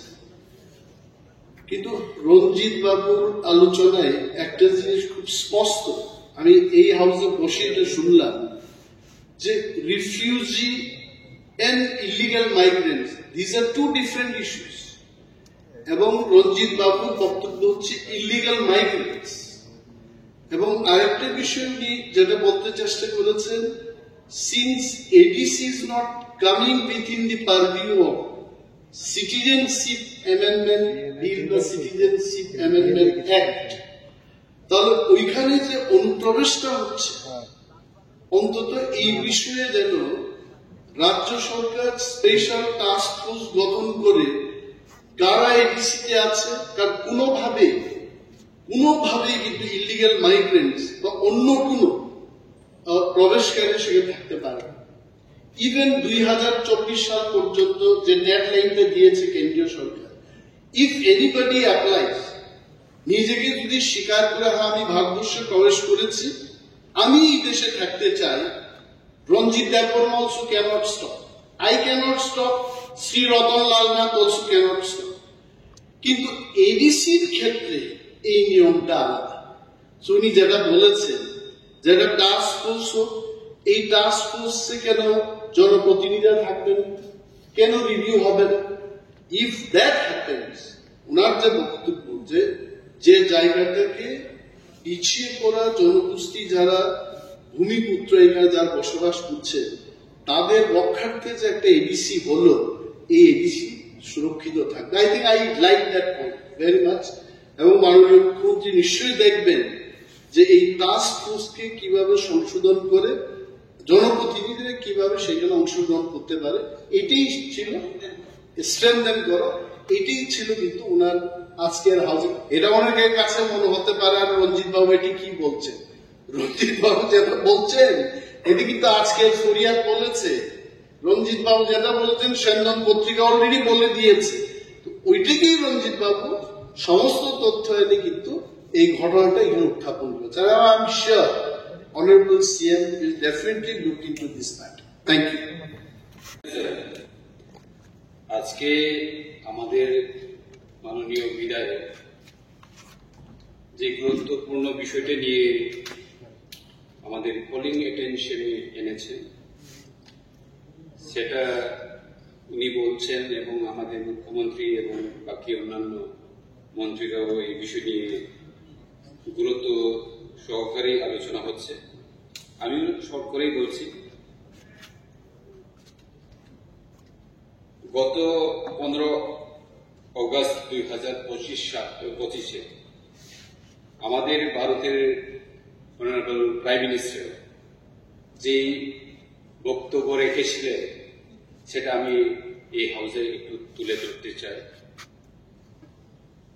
তিনি বলেছেন, "To warn the people of a premeditated conspiracy to change the country demography through illegal infiltration," and said, "No nation can tolerate introducers," as announced a high-power demographic mission to tackle the problem. তিনি এটাও বলেছেন যে I wish to warn the country about a concern that in emerging a crisis as a part of premeditated conspiracy, the country demography is changed. এটা বারবার উনি বলেছেন। এবং আমাদের যে ন্যাশনাল যে ক্রাইসিস খুবই গুরুত্বপূর্ণ, কারণ যেটা আমাদের বিধায়ক উনি যে সাপোর্টিং ডকুমেন্টস এনে এখানে প্রডিউস করেছেন, এগুলা খুবই ইম্পর্টেন্ট সাবজেক্ট বলে আমি মনে করি।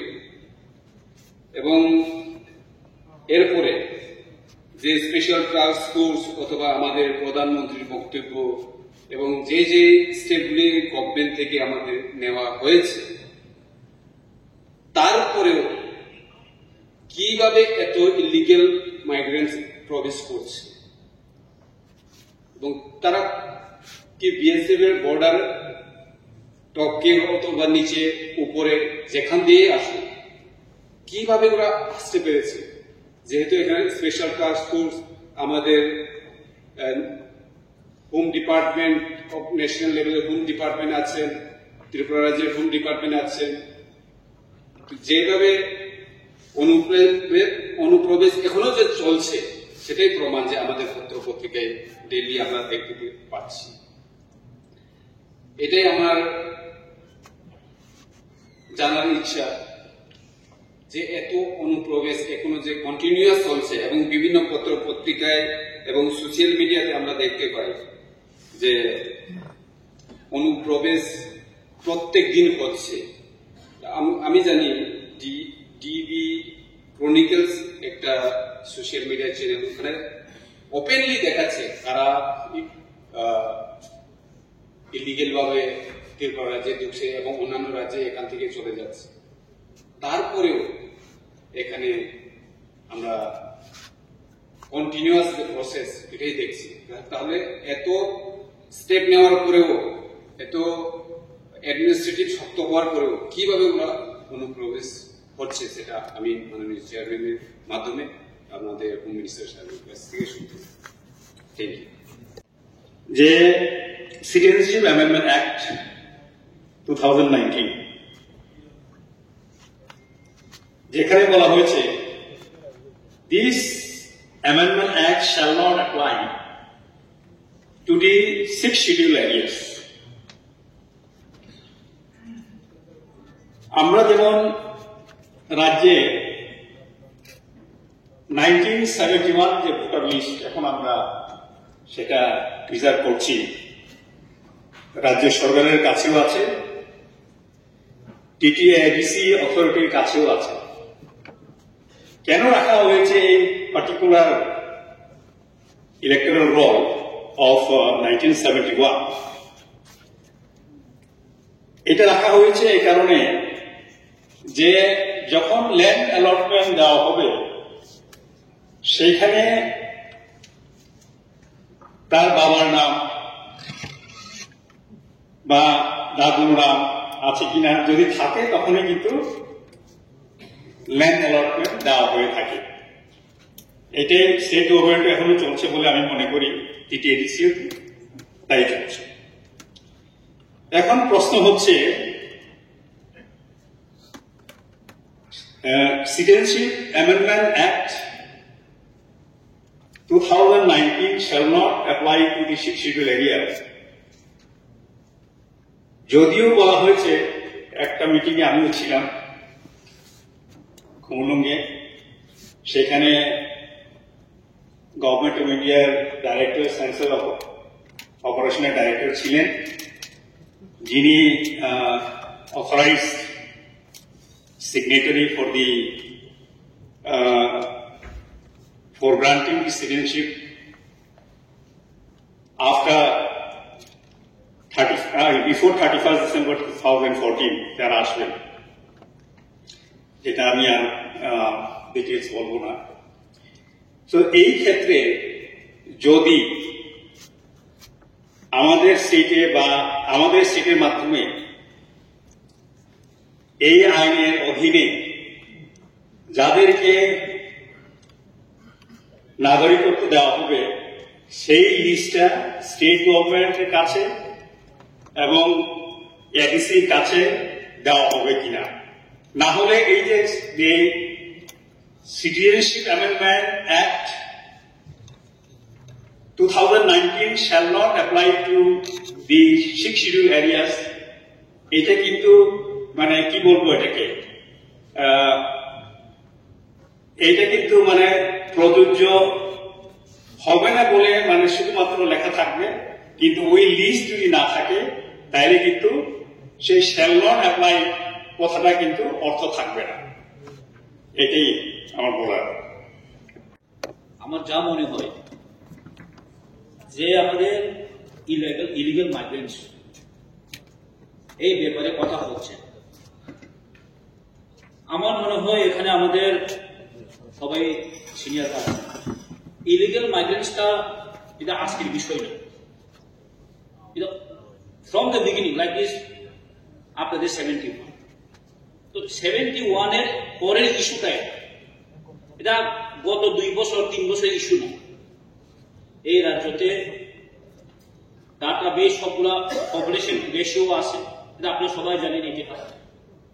কিন্তু ইলিগাল মাইগ্রেন্টস বা বেআইনি অনুপ্রবেশ, ত্রিপুরা যথেষ্ট ছোট রাজ্য, এখানে অনুপ্রবেশের কারণে এখন যারা ত্রিপুরাবাসী এবং ইন্ডিয়ান তাদের কিন্তু অনেক ব্যাপারের সমস্যা বাড়ছে, সবগুলা ত্রিপুরা রাজ্যতে প্রবলেম হয়েছে। তো এখানে একটা বিরাট আমাদের গ্যাপ আছে, যে অনেক মানুষের মনের মধ্যে অনেক কনফিউশন আছে, যে অনেক সময় এটাকে নিয়ে অনেক কিছু হয়। ইলিগাল মাইগ্রেশন কথা উঠলে অনেক সময় কমিউনাল ফিলিং হয়, কেউ কারোর প্রতি অনেক আঘাত আছে। কিন্তু অ্যাকচুয়ালি ইলিগাল মাইগ্রেন্ট শুধু এটা পাহাড়ি বাঙালি ইস্যু না। ইলিগাল মাইগ্রেন্ট পাহাড়িদেরও হতে পারে, মুসলিমদেরও হতে পারে, হিন্দুদেরও হতে পারে, কিন্তু অনেক সময় এটা নিয়ে কনফিউশন মানুষের কাছে আছে। আমি বলতে চাই কিছুদিন আগে যে সময় যে 19 তারিখ মে যে মিনিস্টার অফ হোম অ্যাফেয়ার্স থেকে যে নোটিফিকেশন আসার পরে ত্রিপুরা যে অনেক কিছু মুভমেন্ট হয়েছে, অনেক কিছু ডেপুটেশন হয়েছে। দেওয়ার সময় আমরা কিন্তু ডিএম এর কাছে আমরা অনেক ডেপুটেশন হয়েছে, কিন্তু কোনো স্পেশাল টাস্ক করে কথাও নেই, সেখানে ডিটেনশনে কেন কথা নেই। আমরা অনেক ডিএমকে জিজ্ঞাসা করেছি, কিন্তু কোনো জায়গায় এরকম খুঁজে পেলাম না। আমরা আমাদের রঞ্জিতা আপনাকে বলেছে যে আজকে আমরা জানতে পারলাম অ্যাকচুয়ালি কি হয়েছে। আমি কি বলতে চেয়েছেন, অ্যাকচুয়ালি কিছুদিন আগে যে ত্রিপুরা যাতে একটা সোশ্যাল মিডিয়াতে বিরাট একটা ভাইরাল হয়েছে যে এই ইলিগাল মাইগ্রেন্টসকে নিয়ে একটা কিছু মানে অনেক কিছু কমিশনের মতো একটা হয়ে গেছে, যে যেমন ত্রিপুরার মালিক, আগরতলার মালিককে, তেলাঙ্গুলার মালিককে, বিশালগড়ের মালিককে, এটা কিন্তু বেসড অন ইলিগাল ইমাইগ্রেন্টস, এটাকে নিয়ে কিন্তু হয়েছে। মানুষের মধ্যে কনফিউশন আছে। এটা যখন আমাদের মহারাজা সৌদের কিশোর মানিক বাহাদুর কোন একটা অনুষ্ঠানে দিল্লিতে ত্রিপুরার আগরতলার মালিককে আমি তখন বলেছেন, তখন থেকে আমাদের যারা বন্ধুরা আছে, এখন বড় নেতা আছে ওখানে আজকে নেই, ওরাও কমেন্ট করেছে ইদা অসাংবিধানিক, ইদা এখন গণতন্ত্র ঠিকই আছে। যে সময় আগরতলা শহরে লাঠি লাঠা দিয়ে যখন আগরতলার মালিককে যখন এই স্লোগান হয়েছে, তখন কিন্তু কোন একজন কথাও কিন্তু কোন একজন নেতাও কিন্তু কোন স্টেটমেন্ট দেয়। এরকম একটা প্রাসঙ্গিক বলুন সমাজে নেই, রাত হয়ে গেছে, একটা মানুষের কাছে কনফিউশন। এই কনফিউশন কিন্তু আজকের কথা নয়, কিন্তু ফ্রম দা যে সময় 1971 পরে যে বামফ্রন্টরা সরকারে ছিলেন, তখন থেকে এই ইলিগাল ইমাইগ্রেন্সে কিন্তু কোনো কিছু তারা করেনি। আমি মাননীয় মুখ্যমন্ত্রীকে অনেক ধন্যবাদ জানাতে চাই। উনি আজকে এই ইলিগাল ইমাইগ্রেন্সকে প্রতিরোধ করার জন্য উনি যথেষ্ট চেষ্টা করেছেন, তার জন্য উনি তথ্য দিতে পেরেছেন। আমি অসংখ্য ধন্যবাদ জানাচ্ছি মাননীয় মুখ্যমন্ত্রী। কিন্তু ত্রিপুরা যে ইতিহাস, এটাও আমাদের চিন্তা রাখতে হবে, এটাও আমাদের জানতে হবে যে আজকে থেকে 1949 সনে 15 অক্টোবরে যদি আমাদের মহারানী কাঞ্চন প্রভা দেবী উনি যদি এক মার্জার এগ্রিমেন্ট না করতে ভারতের সঙ্গে, তাহলে আজকে ত্রিপুরা যে পাকিস্তান যেতে হবে। এটা কিন্তু আমাদের থাকতে হবে ইতিহাস, আমাদের মনে রাখতে হবে ইতিহাস। কিন্তু আজকে আমি দেখেছিলাম আমাদের বড় নেতা একজন আছে, উনি যেভাবে কথা বলেছেন এটা ঠিক আছে, বা এখন ত্রিপুরা যে গণতন্ত্রের মধ্যে আছে, মাত্র আমরা করেছি, তারপরে গণতন্ত্রের মধ্যে এসে আমাদের একজন অপোজিশন নেতা উনিও বলেছেন এটা নাকি বলে অসাংবিধানিক। কেন অসাংবিধানিক হবে? ওনার যত পূর্বপুরুষ উনি যদি সাইন করেছে, ওনারই মালিক যদি বলেন এই অর্থে এটা না যে আমি ইলেকট্রিক বিল দেবো, সেগুলো আসার কথা। তো আমি কেন বলছি অ্যাকচুয়ালি এটা মানুষের মধ্যে যে একটা বিভ্রান্ত, একটা আমাদের কাছে কনফিউশন যে ইলিগাল ইমাইগ্রেন্সটা কি, এটাকে অ্যাকচুয়ালি আমি বলতে চাই। এবং আগামী দিনে এই ইলিগাল ইমাইগ্রেন্সটা আমাদেরকে সবাই মিলে আটকাতে হবে। এটা শুধু এটা আমাদের ইস্যু না, শুধু ত্রিপুরা ইস্যু না, শুধু কারো ইস্যু না, এটা আমাদের ত্রিপুরা যে বাসের জন্য, মঙ্গলের জন্য আমরা সবাইকে এটা রাখতে হবে। Thank you. মাননীয় চেয়ারম্যান সাহেব, অসংখ্য ধন্যবাদ জানাই। আজকে খুব গুরুত্বপূর্ণ বিষয়, আমাদের মাননীয় সদস্য শ্রী রঞ্জিত দেববর্মা উনি আজকে যে বিষয়বস্তু এনেছেন, ইলিগাল ইমাইগ্রেন্ট ইস্যু, সেটা আমি মনে করি সেটা শুধু ত্রিপুরার ইস্যু না, যেটা ভারতবর্ষের প্রত্যেকটা নাগরিক, আমাদের সকলের একটা ইন ফিউচারের একটা প্রশ্নবোধক। এবং দেশের আমাদের সকলের প্রিয় প্রধানমন্ত্রী উনিও বিগত মাসে বিভিন্ন রাজ্যে উনি যখন বিভিন্ন সরকারি অনুষ্ঠান বা পলিটিক্যালি প্রোগ্রাম বিভিন্ন জায়গাতে ওনার মাধ্যমে ইলিগাল ইমাইগ্রেন্ট ইস্যু সেটা নিয়ে খুব সিরিয়াস দেশের প্রধানমন্ত্রী। এবং বর্তমান সময়ে আমাদের রাজ্যের সরকার এবং আমাদের মাননীয় মুখ্যমন্ত্রী নেতৃত্বে এই বিষয়টা অত্যন্ত আমাদের রাজ্যের সরকার খুব গুরুত্ব দিয়ে কাজ করছে এবং খুব সিরিয়াস নিয়ে। আজকে এই যে আমাদের ইলিগাল ইমাইগ্রেন্ট ইস্যু, সেটা আমাদের ত্রিপুরা দুইটি আঞ্চলিক রাজনৈতিক দল আমরাও গত 1 মাসের আগে নির্বাচন commission of election commission of India ওনারা যখন মিটিং ডেকেছে আমাদেরকে, সে জায়গাতেও আমাদের অপিনিয়ন রাখা হয়েছে। ইলিগাল ইমিগ্রেন্ট ইস্যু সেটা আমাদের রাজ্যের জন্য একটা ভয়ঙ্কর পরিস্থিতি আগামী দিনের জন্য। শুধু বিভিন্ন আমাদের সদস্যরা আজকে এই আলোচনাতে অংশগ্রহণ করেছেন, বিভিন্ন অপিনিয়ন রেখেছেন। এই ইলিগাল ইমিগ্রেন্ট ইস্যু সেটা আগামী দিনের জন্য আমাদের যারা রাজনৈতিক দল যারা আছেন আমাদের মধ্যেও সেটা একটা পলিটিক্যাল ইস্যু হয়ে দাঁড়াতে পারে, এবং বর্তমান পরিস্থিতিতে সেটা আমরা দেখছি যে আগামী দিনে আমাদের যারা এভরি পলিটিক্যাল পার্টি যারা নেতৃত্বরা আছেন আগামী দিনের জন্য সেটা রাজনীতিক বিভিন্নভাবে মানুষের কাজ করার ক্ষেত্রে সেটা একটা ইস্যু হয়ে দাঁড়াচ্ছে, এবং সেটাকে অত্যন্ত আমাদের অপিনিয়ন বা আমাদের দলের অপিনিয়ন হচ্ছে যেহেতু আমাদের রাজ্য সরকার সেই বিষয়বস্তুগুলি যেহেতু ইনিশিয়েটিভ নিচ্ছে, সেটাকে আরো কিভাবে মজবুত, যাতে কপারেশনের মাধ্যমে যে আমাদের প্রপোজাল আমরা শুনেছি যে বিভিন্ন ডিস্ট্রিক্টে আমাদের টাস্ক ফোর্স গঠন করা হয়েছে, সেই ক্ষেত্রে কিভাবে আমাদের মজবুত বা স্মুথলি ভাবে সেটাকে মনিটরিং করা যায়। এবং আরেকটা বিষয়, যেহেতু আমাদের ভারত সরকার পার্লামেন্টারির মাধ্যমে সেটা ভারত সরকারের একটা আইন সেটা পাস করা হয়েছে যে সিটিজেনশিপ অ্যামেন্ডমেন্ট অ্যাক্ট। এই সিটিজেনশিপ অ্যামেন্ডমেন্ট অ্যাক্ট যেহেতু আমাদের নর্থ ইস্টের মধ্যে বিভিন্ন রাজ্যের মধ্যে বিভিন্ন ধরনের আইন লাগু করা হয়েছে, সেক্ষেত্রে আমাদের ত্রিপুরার জন্য সিটিজেনশিপ অ্যামেন্ডমেন্ট অ্যাক্ট সেটা অ্যাকসেপ্ট আমাদের 6 শিডিউল এরিয়ার মধ্যে সেটা লাগু হবে না, সেটা একটা রুলস এবং আইনের মধ্যে রাখা হয়েছে।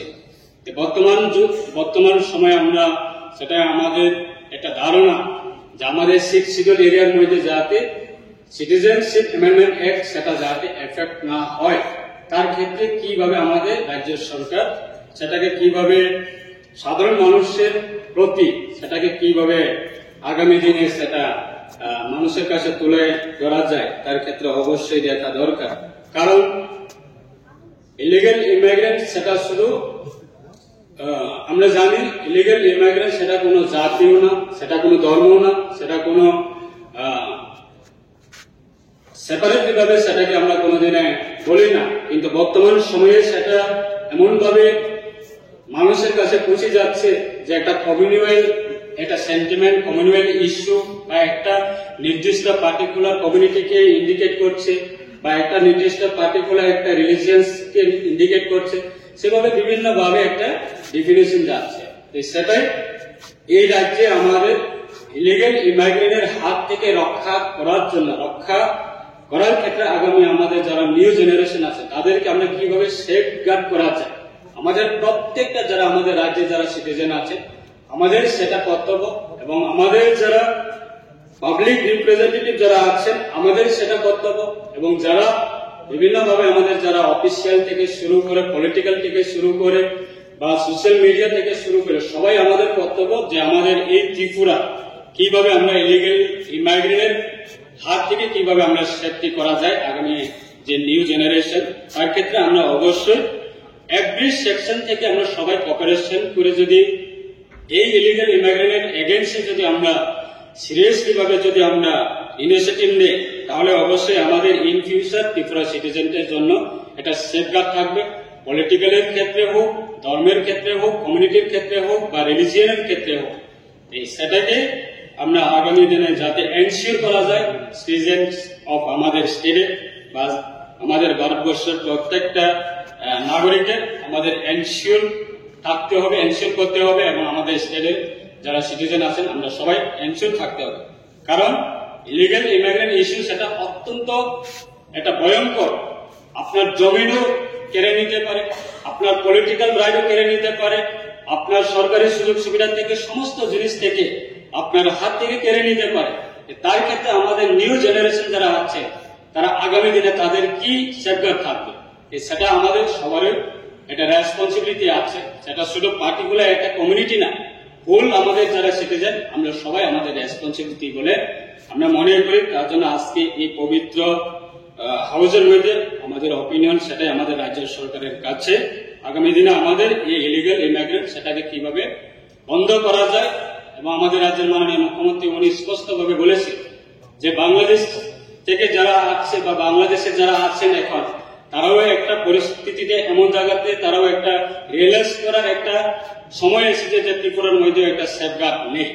সেরকম পরিস্থিতি যদি বিগত সময়ে করতো, আজকে এই প্রশ্নগুলি, এই ডিসকাশনগুলি এই পবিত্র হাউসে আজকে এই ইস্যুগুলি আজকে ডিসকাশন হতো না। তাই আমাদের সেটা দুর্ভাগ্য, যারা রাজনীতি করে শুধু ভোট ব্যাংক, ভোট পাওয়ার জন্য এবং শুধু বিধায়ক যে কোনো নির্বাচনে শুধু নির্বাচিত হওয়ার জন্য, সেই মানসিকতা নিয়ে বিগত সময়ে কাজ করেছে, সেটা আমাদের আজকে সেটা তার প্রতিফলন আমরা আজকে ভুগতে হয়েছি। আমাদের সেটাই আমাদের আবেদন আজকে আপনার চেয়ারম্যান সাহেবের মাধ্যমে আমাদের রাজ্য সরকারের কাছে সেটাই আবেদন থাকবো যে ইলিগাল ইমিগ্রেন্ট সেটা আমাদের অত্যন্ত সকলে কর্তব্য সেটাকে বন্ধ করা। Thank you. আজকে আমাদের মাননীয় বিধায়ক রঞ্জিত দেববর্মা মহোদয়ের যে কলিং অ্যাটেনশনের উত্তরে বিস্তারিত আলোচনা হয়েছে। আমাদের রাজ্য সরকারের কি স্ট্যান্ড ক্লিয়ারলি কিন্তু বলেছে, তারপরও অনেক কিছু প্রশ্ন আসছে। আমি সর্বপ্রথম ধন্যবাদ দেব আমাদের মাননীয় মন্ত্রী, আমাদের বন দপ্তর এবং অন্যান্য দপ্তরের এই উন্মেষ দেববর্মা মহোদয়কে। উনি কিন্তু স্পষ্টতার সাথে এবং কোন রকম মানে কোনো জায়গার মধ্যে আমরা বলতে পারবো না যে কোনো কনফিউশন আছে। এই যে বিষয়টা যে বলছে এই যে সিএ নিয়ে, আমি ওনাকে ধন্যবাদ দেব এই কারণে উনি পরিষ্কারভাবে বলেছেন। আমরা 6 শিডিউলের কথা যদি বলি, সেখানে টোটাল এরিয়া 7,132.56 কিলোমিটার স্কোয়ার, অর্থাৎ এই ত্রিপুরা 68% হচ্ছে এডিসি এলাকা, 68% অফ দ্য স্টেট, অর্থাৎ নন এডিসি এলাকা হচ্ছে 32%। এখন এই বিষয়টা হচ্ছে যে সিএ এবং মাননীয় মন্ত্রী শ্রী উন্মেষ দেববর্মা একটা জিনিস খুব সুন্দর বলেছেন যে একটা হচ্ছে সংখ্যালঘু নির্যাতিত যারা বাংলাদেশ, এটাকে শুধু ত্রিপুরার জন্য বলা হয়নি, সারা ভারতবর্ষের কথা চিন্তা করে বলা হয়েছে যে একটা হচ্ছে নির্যাতিত যারা আছে সংখ্যালঘু, ওখানকার সংখ্যালঘু কোথায়, এবং সংখ্যালঘু কারা, হিন্দু, শিখ, বৌদ্ধ, জৈন, পার্সিয়ান, খ্রিস্টান, যারা এখানে নির্যাতিত, তারা যদি ভারতবর্ষে আসে তাহলে তাদের নাগরিকত্ব দেওয়া হবে। তারা কিন্তু ইলিগাল মাইগ্রেন্ট না, কিন্তু ইলিগাল মাইগ্রেন্ট আর যারা এই ধরনের নির্যাতিত সদস্যরা যারা আসবেন তাদের কিন্তু এই জিনিসটা আমাদের বুঝতে হবে। আমরা কিন্তু কনফিউজ, এবং এখানে স্পষ্টতার সাথে আমার মনে আছে সিএ নিয়ে যখন দিল্লিতে এই বিষয় নিয়ে চারিদিকে উত্তাল, অনেকে আছে কিছুটা বুঝে কিছুটা হাফ বুঝে, আবার এইরকম বুঝার কারণে বিভিন্ন জায়গায় বিভিন্ন আন্দোলনও সংগঠিত হয়েছে। এবং সুপ্রিম কোর্ট সিএ অ্যাক্টকে কিন্তু স্টে অর্ডার দেয়নি, সিএ কে কিন্তু বলেনি না এটা পারে না, কিন্তু অনেকগুলো কিন্তু পিটিশন সেখানে করেছে এই নাগরিকত্বের বিষয় নিয়ে। সেটা এখনো কিন্তু প্রিজুডিস, কিন্তু আমি বলবো প্রিজুডিস, এখানে আমরা আলোচনা করতে গেলে কিন্তু 10 বার চিন্তা করতে হবে। 2 নম্বর হচ্ছে যে আমাদের যে এই বিষয়ে এই নাগরিকত্ব সংশোধনী আইন 2019-এ যেটা হয়েছে, এবং সেটাকে 1955-এর যেটা সংশোধন করে, সেখানে কি বলা হয়েছে যে 31শে ডিসেম্বর 2014, এভরিবডি নোজ ইট, আমরাও ধরে নিয়েছিলাম যে 2014 31 ডিসেম্বর পর্যন্ত যারা নির্যাতিত সংখ্যালঘুরা আফগানিস্তান, পাকিস্তান এবং বাংলাদেশ থেকে আসবে তাদেরকে ভারতবর্ষের নাগরিকত্ব দেওয়া, ঠিক আছে, চলছিল। এখন আবার সেদিন আমরা দেখলাম কবে যে 31শে ডিসেম্বর 2014 থেকে বাড়িয়ে 3রা সেপ্টেম্বর 2025 আবার কেন্দ্রীয় স্বরাষ্ট্র মন্ত্রক থেকে আরেকটা নোটিশ জারি করেছে কি যে সেটা এখন 31শে ডিসেম্বর 2000 থেকে বাড়িয়ে 31 ডিসেম্বর 2024 পর্যন্ত করেছে। যেটা বললেন আমাদের মাননীয় মন্ত্রী যে আমিও পারবো না, আপনারাও কেউ পারবো না যদি দিল্লির থেকে ডিসিশন হয়, এটা একটা জিনিস কিন্তু ইলিগাল মাইগ্রেন্ট আমাদের বুঝতে হবে, ইলিগাল মাইগ্রেন্ট যদি হয় এই সংখ্যালঘু যারা আছে তাদের বাদ দিয়ে ওখানকার সংখ্যালঘু তারা কিন্তু তাদের বিষয়ে চিন্তা ভাবনা করতে হবে। এটা হচ্ছে মুদ্রা, আমাদের এগুলো সেপারেট করে চিন্তা করতে হবে। আর কোনো অবস্থা এখানে আমার মাননীয় মন্ত্রী শুক্লা চন্দ্রবাতিয়া বলেছেন যে আমারও মনে আছে সেখানে যখন প্রথম সিএ বিষয়ে আলোচনা হচ্ছিল, প্রায় হচ্ছিল, কিন্তু কেসও হয়, সেখানে বলা হয়েছে 6 শিডিউলে এটা অ্যাপ্লিকেবল, 6 শিডিউলে এটা অ্যাপ্লিকেবল হবে না, অর্থাৎ 68% যে জায়গা আছে আমাদের এই ত্রিপুরা যে এডিসি এলাকা সেটা এখানে লাগু হবে। যদিও আমরা সবাই জানি যে 6 শিডিউলেও কিন্তু যদি আমি বলি যে বাঙালিরাও কিন্তু এখানে থাকে, এমন না যে 6 শিডিউলে বাঙালিরা নেই, বাঙালিরা এখানে আছে বলে 3টা রিজার্ভ সিটও কিন্তু এখানে আছে, if I am not wrong, 3টা এডিসি যে আমাদের এখানে এমডিসি সেখান থেকে আসে।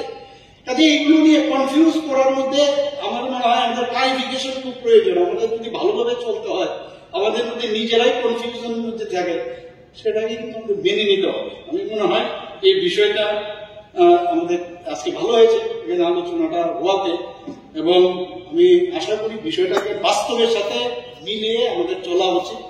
এটা আননেসেসারি একটা কনফিউশন না করে যেটা যা তাই শুনতে হবে, যেটা যা ভাবতে হবে, যাই করি না এটা সংশোধন করার ক্ষমতা এই রাজ্যেরও নেই।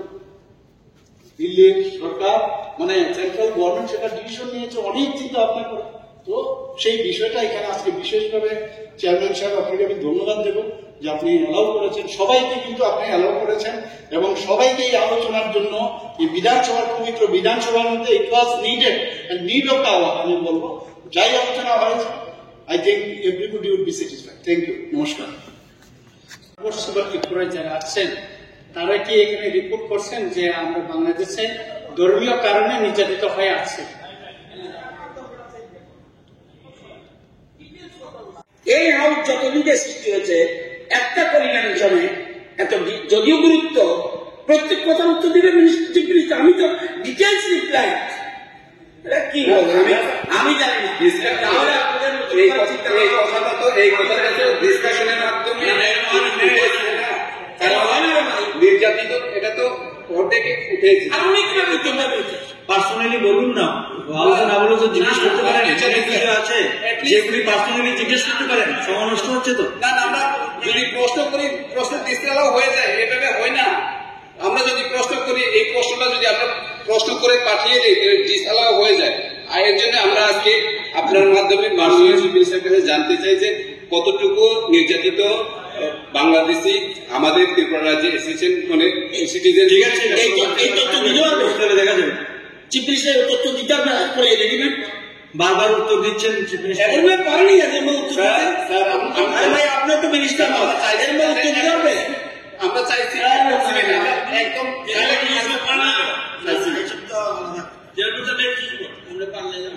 এটা যদি বলে দেন তাহলে আমরা খুব খুশি হব। কতজন নির্যাতিত আমাদের এটা অ্যাপ্লাই করেছে, অথবা ইমিডিয়েটলি যদি দিতে না পারেন আমাদের জিনিসটা অনেকগুলি রুখতে রাজ্য সরকার কর্তৃক প্রয়োজনীয় পদক্ষেপ এবং উদ্যোগ নেওয়া সম্পর্কে এই বিষয়টা কিন্তু আমরা কিন্তু সিএ আনছি, এডিসি আনছি,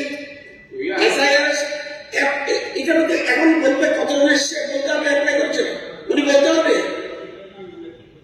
আচ্ছা ঠিক আছে, প্রশ্নটা হলো রাজ্য অনুপ্রবেশ রুখতে রাজ্য সরকারের প্রয়োজনীয় পদক্ষেপ কি? স্যার সংখ্যায় না বললেও একটু মাননীয় সদস্য একটু রাখুন, আমি বলছি প্রশ্নটা কি ছিল।